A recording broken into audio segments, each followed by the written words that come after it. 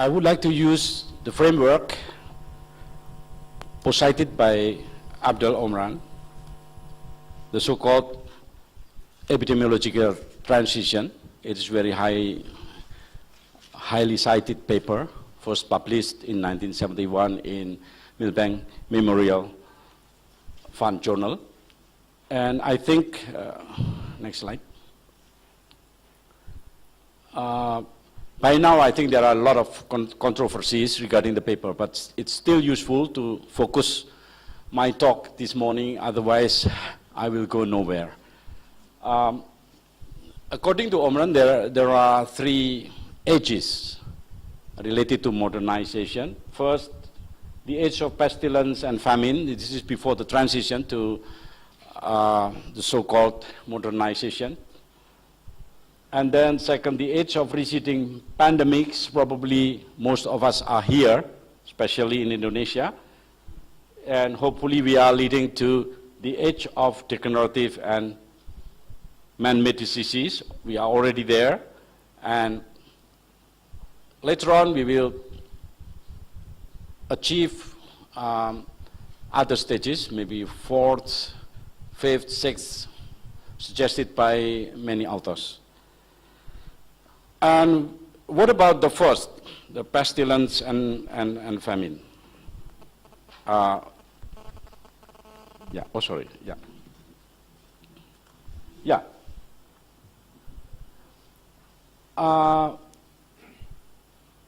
It was, yeah.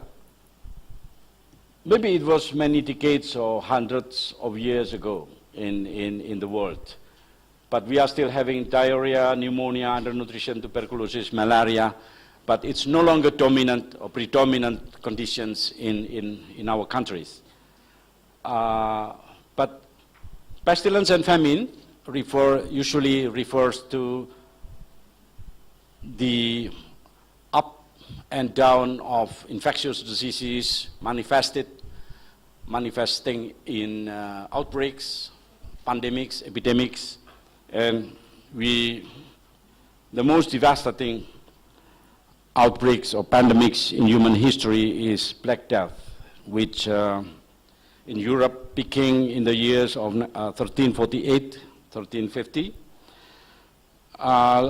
And there were 75 to 200 million deaths at the time because of bubonic plague. And this is certainly belong to the first age of modernization. And the second is maybe transition to receding pandemics. We have less and less pandemics. And here, we already, if we compare, this is in Java, we have also outbreaks of, we had outbreaks of plague in Java.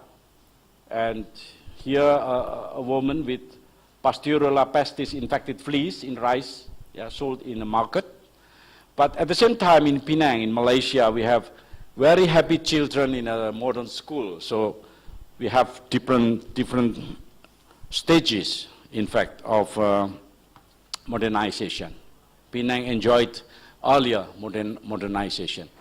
But now we are catching up, probably in terms of the age of receding pandemics. Because of better sanitation, personal hygiene, nutrition, the use of antibiotics, effective antibiotics, and also medical technology. And generally, we talk about improved standard of living, and we have, I will show you in a moment, increased life expectancy in the region, including in Indonesia, and decreased fertility. And in 1960, we look at the era of receding pandemics for Singapore. Actually, Singapore at that year was already in the degenerative and man-made diseases era. So Singapore then was still like this, yeah, but they have already better standard of living, better life expectancy. While in Indonesia, we are still struggling with life expectancy at birth below 50 at that time, or about 50. And the third age is the generative and man-made diseases. We have now diabetes, cardiovascular diseases, cancers, injuries as the cause of death. In Indonesia, cardiovascular disease is now as the #1 killer among our population. We have coronary heart disease, stroke, and especially we have to confront lifestyle issues in this age, early detection and prompt treatment of diseases. And this is Singapore in 1980s, ahead of everywhere else in Southeast Asia, already like this.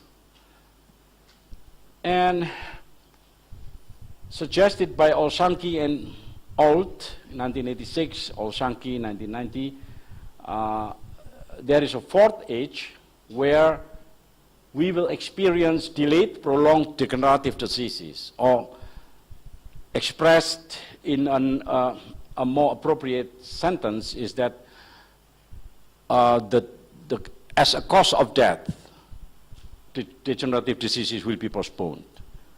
So, and we will have this life expectancy in the first age of pestilence and famine, age of receding pandemics, 60 years life expectancies, and maybe now Indonesia is approaching the age of degenerative man-made diseases, 70 years life expectancy. But at the fourth age, where we can prolong degenerative diseases as a cause of death, then we will have 80 years life expectancies already passed in Japan, in Sweden, of course, in France, in the first world country. And we will have the age of delayed degenerative diseases. I just experienced here a person, 80 years of age, with diabetes, he ought to do bypass surgery, but the doctors hesitate to do that, and then eventually the person passed away. While not very long ago, Palasono and myself went to Sweden. At the time, there was a bypass surgery for a person aged 82 years of old, 82 years of age, with diabetes and with blockage of coronary artery. They do very easily, they do bypass surgery very easily. So that's why in first world country we see now delayed degenerative diseases as cause of death.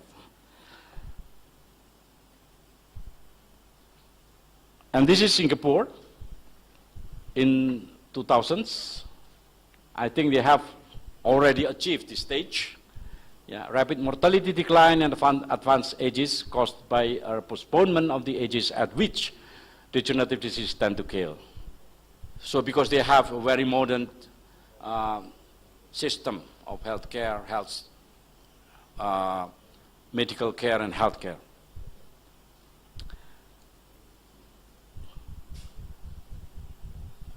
And this is an important issue raised in the January this year by United Nations, how we can revert the divergence of life expectancy so that we have more convergent life expectancy. If we look here, the example of United States, Japan, and France, it looks that they converge into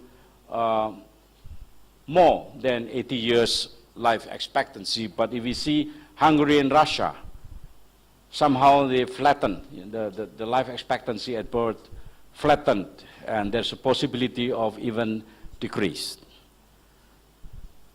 And if we look also not just the first world country, Tunisia, Chile, and Korea. Korea, of course, this is going to be the first world country. But they also converge.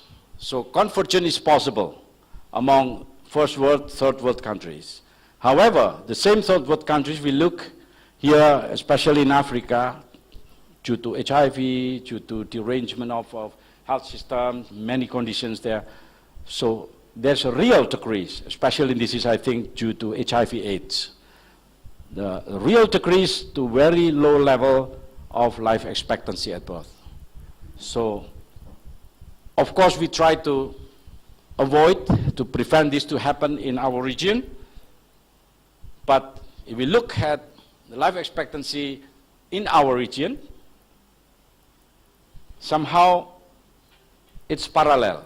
There's no signs of convergence, except among several countries. Yeah? Of course, Singapore show a consistent increase in life expectancies, and I think if we look Indonesia here, I'm very happy to look. Probably this is an artifact or it's real, I don't know.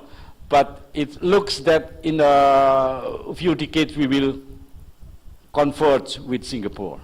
Yeah. But of course, our colleagues from Thailand, I'm not very happy with this, but I hope this is a biased statistical method or you know, statistical reporting. There was a paper just in Lancet about this. You know, there is an apparent interrupted growth, interrupted increase of life expectancy at birth. But if this real, then I think it's caused me concern. I hope it's not real, because it is not converged to Singapore or to Brunei, but it's, I don't know, I hope it's somebody from Thailand will explain about this. Yeah. Okay, and I don't know also about Cambodia. There was a war, yeah, civil war in Cambodia, but in 1960, I remember, 1960s, yeah, 65, exactly when President Norodom Sihanouk visited us in Yogyakarta, and I was in the primary school, and you know, and the country looked very happy. We are similar in terms of life expectancy, but then, you know, because of civil war and you know problems, certainly we have problems in our region. But hopefully, we will converge with Singapore at some times in the future. Okay, this is our condition now. Convergence is possible. So, and how? I think we need investment, of course, international investment, technological, social system, health system. But the discussion with the United Nations focused only, you know, earlier this year about technological investment. And these are our situations: Sri Lanka, Philippines with 40, under 5 mortality rate, Nepal, Indonesia is even worse compared to Nepal, India, oh no, better, yeah. Bangladesh, Cambodia, yeah. Sri Lanka, of course, Sri Lanka is a bit more advanced than countries in our region. Even Vietnam is better. Yeah. Okay, this is an attempt to convert the under 5 mortality. So it was suggested by the meeting in sponsored by United Nations that we have to invest in something. Yeah, HIV vaccine. Well, I don't know. We have of course at epidemic proportion of HIV in Papua. Our brothers and sisters in Papua, they suffered from HIV with a prevalence of about 2.5%.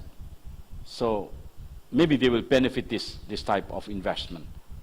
But malaria drugs, of course, because we already saw resistance to artemisinin combination in Cambodia, so we need innovations in malaria drugs and maybe other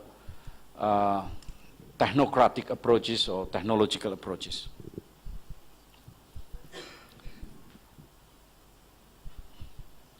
And I think Professor Arjunin will talk about this later, so I just bridge to the next speaker. The 5th age, maybe universal coverage, because it's a common parlance now in our region, and I think many countries now are committed to make universal coverage as a reality. And in Indonesia, I think we are still at the beginning of our effort to universalize our health system coverage. But if we are talking about convergence, then we will reduce mortality, especially infant and under 5 mortality, and we will improve our life expectancy. It doesn't mean that it's a stepping back from universal health coverage. And in fact, yeah, grand convergence will not be achieved without universal health coverage. This is a strong statement by the United Nations. And then the sixth, I think, it's much more difficult to achieve because we still have polarization to equity. And if we look at the old data of life expectancy in 1970, in Sweden is very high, but in terms of Gini coefficient, they have the best. Yeah, Sweden, Netherlands. In 1970, even France, Spain, with very, well, not very, but less than ideal Gini coefficients. And apparently there is a correlation, regression, yeah, correlation between equity and life expectancy. And this is our Gini coefficient. Yeah, it's calculated simply as this area divided by this area plus this area. So, and I don't know why Indonesia fared better than other countries in the region, but it's almost like Germany. Yeah? So I don't know whether it's true or not. Again, maybe it's an artifact or it's a, but we feel that inequity is rampant in Indonesia. But hopefully it's not the case, yeah? Because according to the statistic of World Bank, it's, the Gini coefficient is good in Indonesia. But I think Malaysia was cited as, I don't know where Malaysia as the worst in Asia in terms of Gini coefficient. Doesn't mean that the life expectancy is worse, but they have the high life expectancy. But they will do better if, or we will do better if the Gini coefficient will be improved. I think this is the end of my slide. Thank you so much.